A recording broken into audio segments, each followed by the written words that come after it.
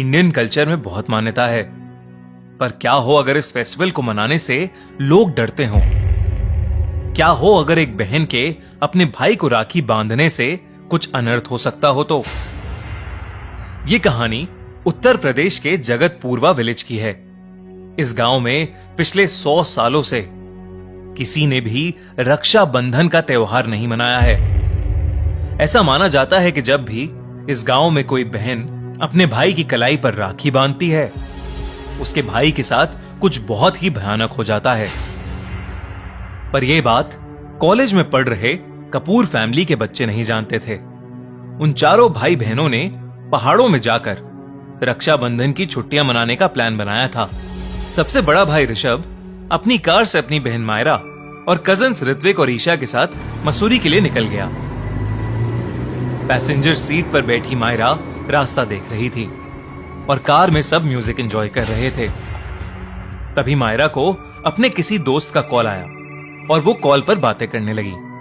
कुछ दूर जाने के बाद ऋषभ ने रियलाइज किया कि उसने शायद कोई एग्जिट मिस कर दिया है और फोन पर बातें करती हुई मायरा को होश ही नहीं था कि रास्ता देखने की जिम्मेदारी उसकी थी। ऋषभ ने गुस्से से मायरा से उसका फोन छीना और नेविगेशन ऐप देखने लगा।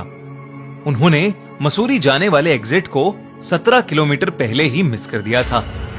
ऋषभ को गुस्से में देख मायरा ने फटाफट ऑल्टरनेटिव रास्ता चुन लिया।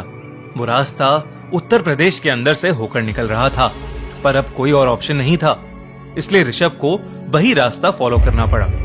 वो रास्ता कई गांव से होकर निकल रहा था।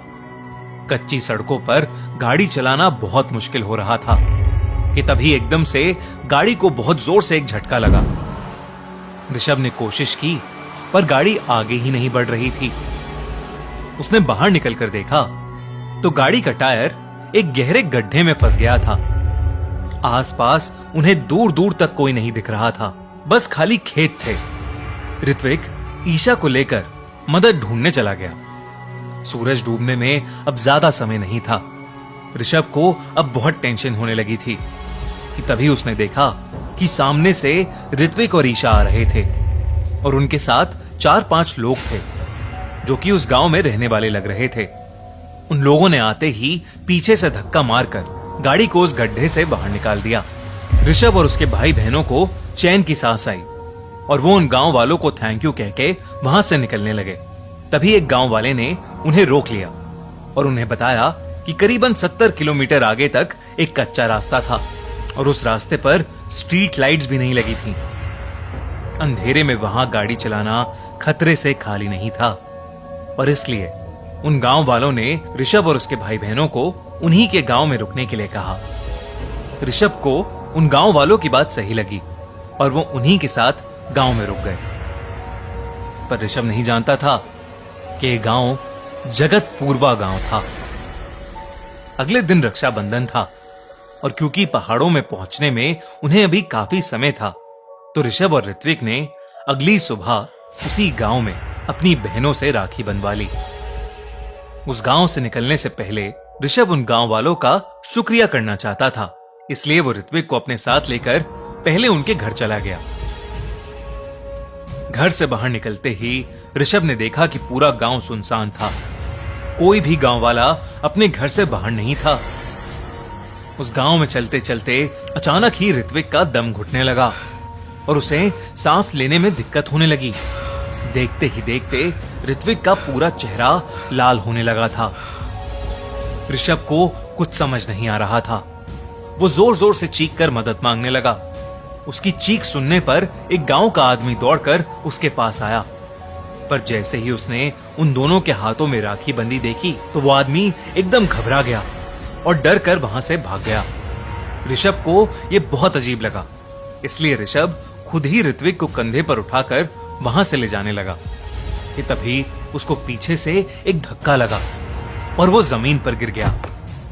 ऋषभ उठने की कोशिश करने लगा, पर उसे अचानक अपनी पीठ पर बहुत ज्यादा वजन महसूस होने लगा था। वो हिल भी नहीं पा रहा था।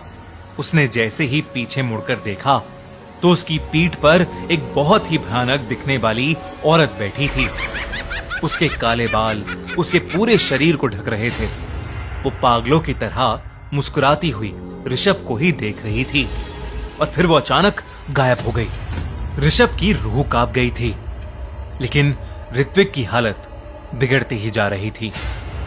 ऋषभ वहां से जल्दी से उठा और ऋत्विक को फिर से कंधे पर उठाकर भागने लगा। तभी जोरों से आंधी चलने लगी और देखते ही देखते वो हवाएं इतनी तेज हो गईं, पूरे गांव के सभी घरों की टीन की छतें टूटने लगीं। आसमान काला पड़ गया। ऐसा लग रहा था जैसे उस गांव पर प्रलय आने वाली थी। ऋषभ वहां से जल्दी निकलना चाहता था, पर ऋषभ को क्या पता था कि आगे कौन सा भयानक मंजर उसका इंतजार कर रहा था। भागते भागते ऋषभ ने देखा कि ऋत्विक के मुंह से खून बहने लगा था और वो बेहोश होने लगा था।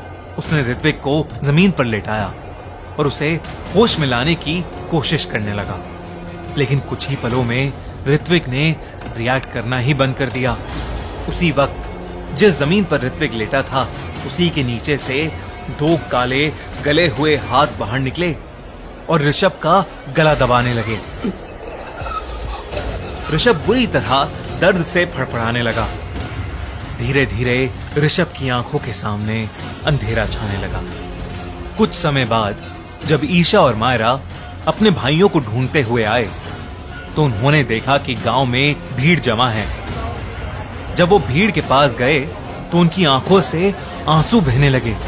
नीचे जमीन पर उनके भाई ऋत्विक और ऋषभ की लाशें पड़ी थीं। ईशा और मायरा को अपनी आंखों पर यकीन ही नहीं हो रहा था। तब गांव के एक बुजुर्ग ने उन्हें बताया कि पिछले 100 सालों से उस गांव में किसी बहन ने अपने भाई को राखी नहीं बांधी। उस बुजुर्ग ने कहा कि उस जगह पर एक चुड़ैल का श्राप है। कहते हैं कि कई साल पहले एक पिता अपने बेटे और बेटी दोनों को अपनी जमीन का बराबर हिस्सा देना चाहते थे, लेकिन उनके बेटे को यह बात हजम नहीं हुई और उसने राखी के दिन ही अपनी बहन से राखी बंधवाने के बाद जहर डालकर उसे मीठे में जहर भरी खीर खिला दी, जिसकी वजह से उस लड़की की मौत हो गई।